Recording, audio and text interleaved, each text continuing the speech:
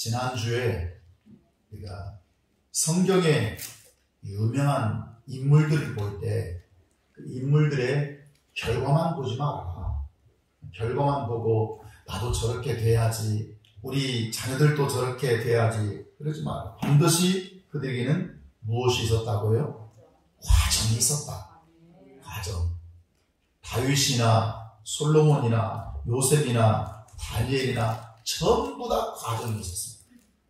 그 과정을 통해서 그들은 믿음의 합격 통지서를 받았을 때 하나님께서 그들에게 생명도 주시기도 하고 복을 주시기도 하고 높여주시기도 하고 잘되게도 하시기도 하고 그들을 통해서 국가를 구원하시기도 하고 그런 많은 어떤 영적 지위와 권세들이 나타난 줄 믿습니다.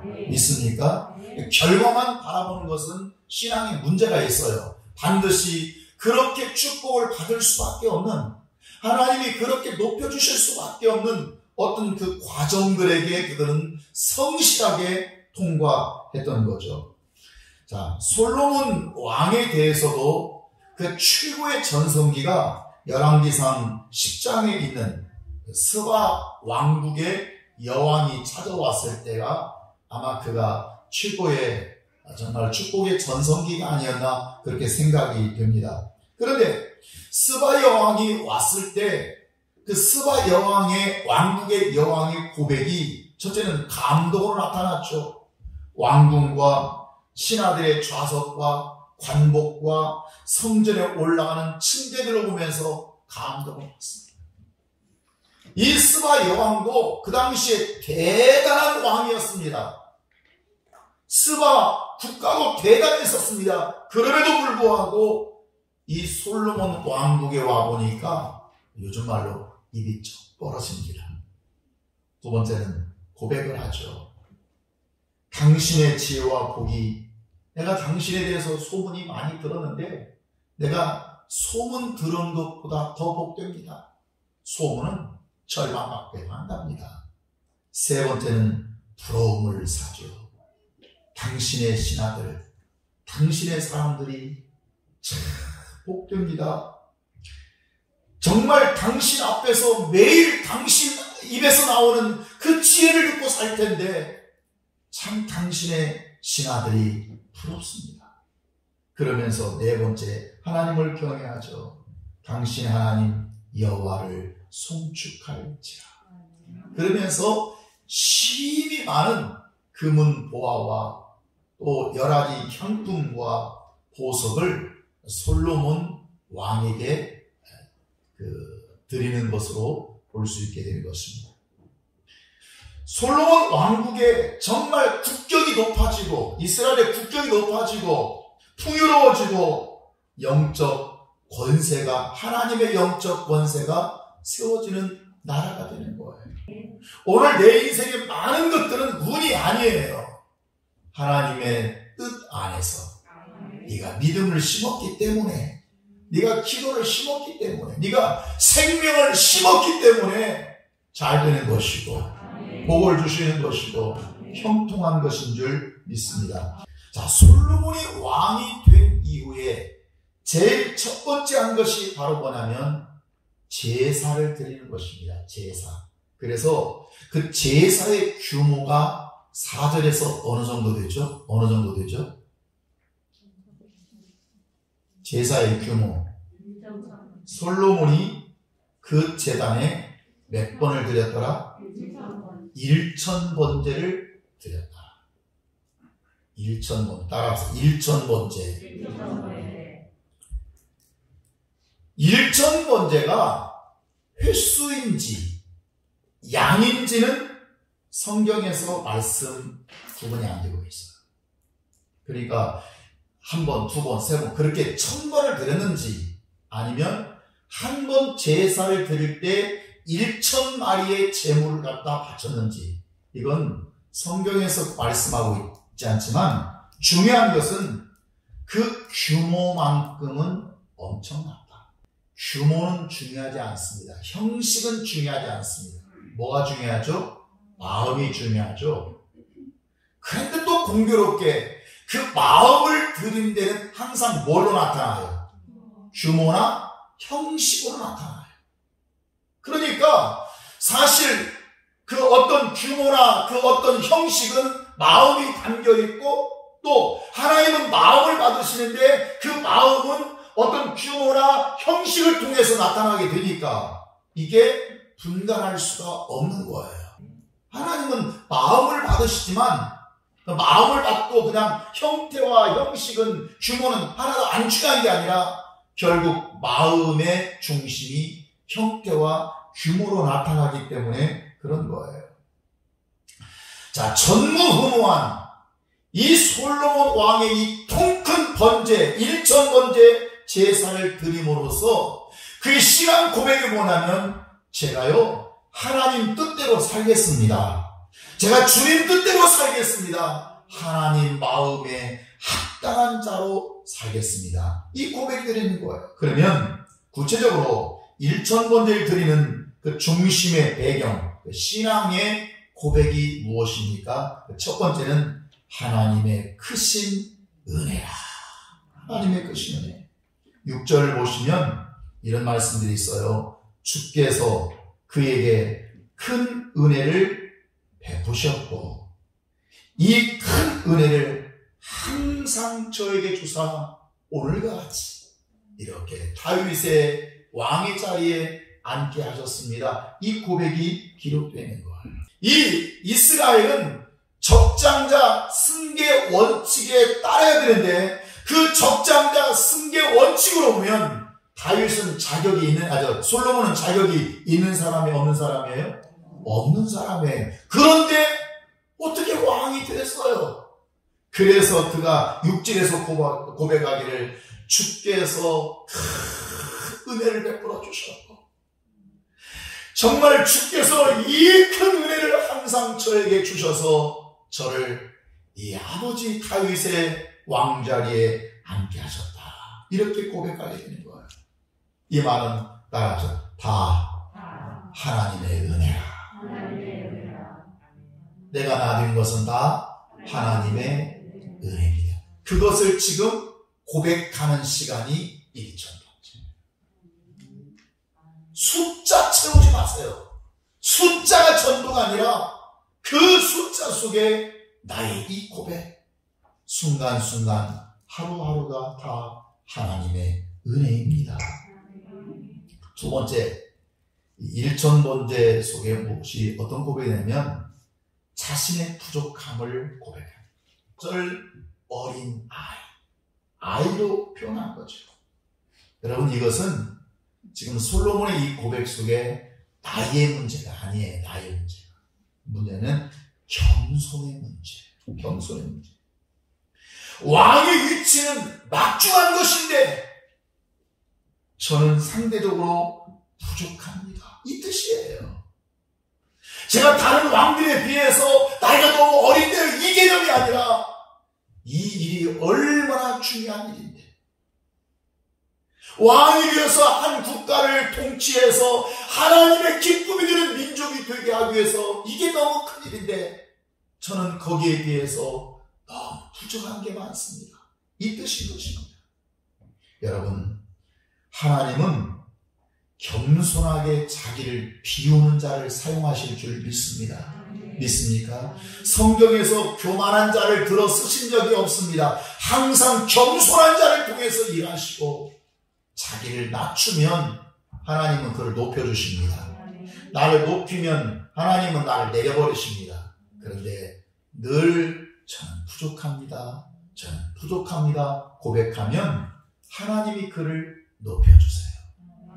세 번째, 1천번제의 신앙 고백 속에 들어있는 세 번째가 뭐냐면 백성들의 가치입니다. 나는 왕이, 솔로몬 왕이에요 지금. 그리고 내가 통치를 해야 되는 이 백성들의 가치를 어떻게 볼 거냐 이거든요. 다시 말하면 하나님이 주신 일자리, 하나님께서 솔로몬에게 왕이라고 하는 일자리를 주셨는데 그 일자리를 어떻게 볼 것이냐. 하나님의 백성으로서의 가치 기준이에요. 이해되세요? 지금 이스라엘 백성이 다 다른 나라에 비해서 숫자가 많아가지고 해변에 모래알처럼 많아가지고 아이고 130명 어떻게 다세? 이게 아니고 하나님의 지금 이미 내가 통치해야 될 이스라엘 백성들이 하나님 앞에서 그 기준, 하나님께서 얼마나 귀하게 여기시고 하나님께서 얼마나 소중하게 여기시는지 그 기준으로 볼 때 이건 너무 큽니다. 너무 많습니다. 여러분, 이것은 신앙의 기준에서만 고백할 수 있는 고백이고요. 믿음의 하나님의 그 신실함 속에서만이 고백할 수 있는 고백이 될 줄 믿습니다. 자, 그래서 그가 구한 것이 두 가지가 있어요. 기도한 것이, 이 첫 번째 기도한 것이 뭐냐면 11절 하반절에서 따라서 지혜로운 마음을 주세요. 하나님 저에게 지혜로운 마음을 주세요. 하나님께서 이렇게 귀하게 여기시는 어떤 지금 양이 아니에요. 숫자가 아니에요. 하나님이 지금 귀하게 여기시는 이 백성들, 이 큰 백성들, 감히 내가 셀 수 없는 이 백성들 어떻게 다스릴 수 있겠어요? 그래서 저에게 지혜로운 마음을 주세요. 두 번째 구한 것이 뭐냐면 9절 하반절에 선악을 분별하게 해주세요. 선한 것과 악한 것이 무엇인지 그 기준을 분별하게 해주세요. 여러분, 성장하는 시기에 선악을 분별하지 못하면 그는 괴물이 됩니다. 모든 사회 질서, 인격적 질서, 가정의 질서는 다 붕괴되어 버립니다. 선한 것과 악한 것이 딱 구분될 수 있어요. 내가 죄를 짓더라도, 내가 실수하더라도, 내가 부족하더라도 이거 악한 건데 그러면 회개가 돼요. 근데 어떤 사람은 죄를 지어놓고도 전혀 회개할 줄 몰라요. 왜? 그게 악한 것과 선한 것이 이미 그 안에 기준에 분별이 안 되기 때문에.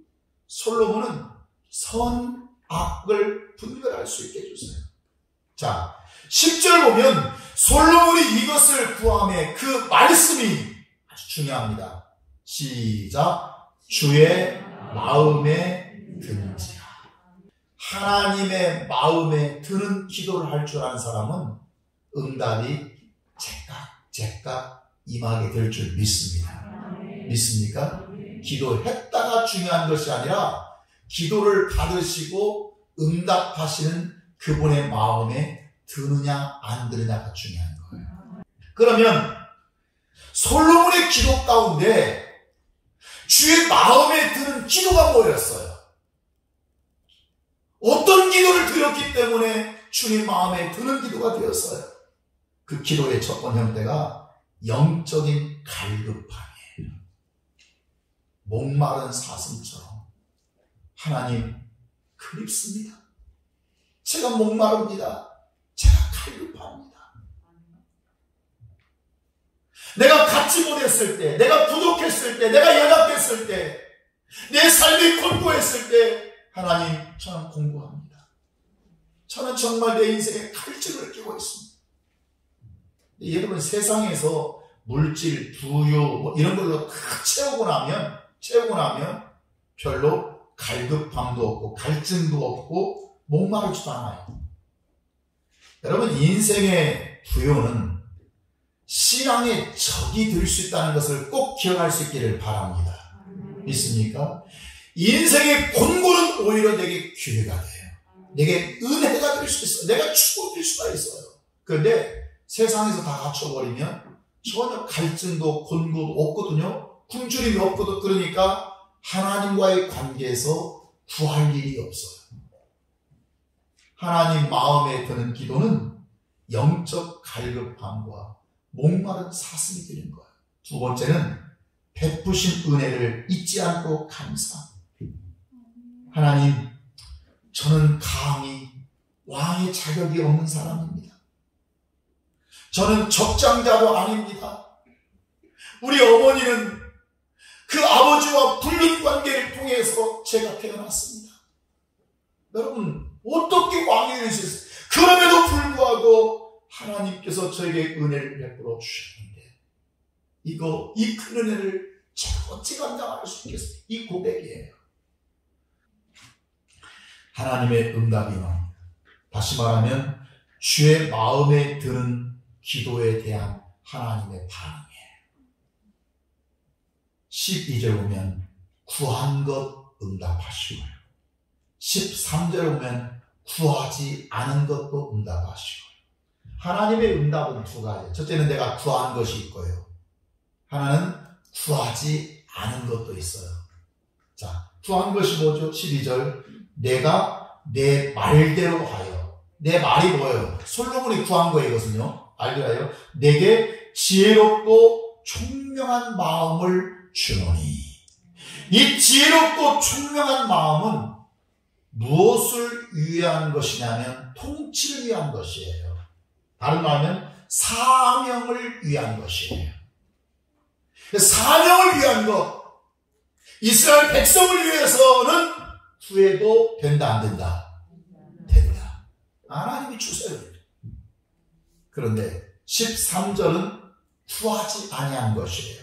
또 내가 또 내게 구하지 아니한 것. 뭐죠? 부귀와 영화도 내게 주노니. 할렐루야. 솔로몬은 한 번도 그 기도 가운데 부귀를 구한 일이 없어요. 영화를 구한 일이 없어요. 잘 먹고 잘 싸게 해달라고 구한 일 없어요. 큰 집 달라고 구한 일도 없어요. 그저 하나님 이 백성, 내가 감히 하나님이 귀하게 세우시는 이 백성 셀 수도 없고 내가 기록할 수도 없고 이 큰 백성을 내가 어떻게 왕으로 다스릴 수가 있겠어요? 저는 부족해요. 그런데 하나님은 그에게 지혜와 총명을 주시고요. 부귀와 영화는 한 번도 구해본 일이 없으나 하나님은 주시는 하나님이십니다. 왜? 중요한 이유가 뭐예요? 기도가 하나님 마음에 들었기 때문에, 하나님 마음에 합당했기 때문에, 하나님 마음에 합당하기만 하면 내가 구한 것도 들어주시고 구하지 아니한 것도 들어주시는 은혜가 있는 줄 믿습니다. 그래서 솔로몬이 지혜를 들으려고 천하 많은 사람들이 왕들이 그에게 보내는 거예요. 또 그에게 조공도 바치게 되는 거예요. 스바 여왕이 심히 많은 금, 은, 향품, 보석들을 왕에게 드리는 거예요. 솔로몬 왕의 전성기가 시작되게 되는 거예요. 솔로몬 왕의 전성기는 여러분 금은 보화와 수없이 많은 사람들이 조금 바쳤기 때문이 아니라 그 전에 뭐가 있었기 때문에 하나님 마음에 드는 기도, 하나님 앞에 서서 일천번제라고 하는 정말 엄청난 규모의 마음을 주님 앞에 드리는 그 중심이 하나님 앞에 연락된 줄 믿습니다. 마지막으로 솔로몬의 축복이 우연입니까? 아니면 심은 것입니까? 그리스도인에게 운은 없습니다. 요행도 없습니다. 하다 보니까 이것도 없습니다. 모든 것은 다 심은 것입니다. 축복도 심은 거고요. 징계도 심은 거고요. 내가 잘 되는 거 다 하나님 앞에 심은 것을 거두게 하시는 은혜일 줄 믿습니다.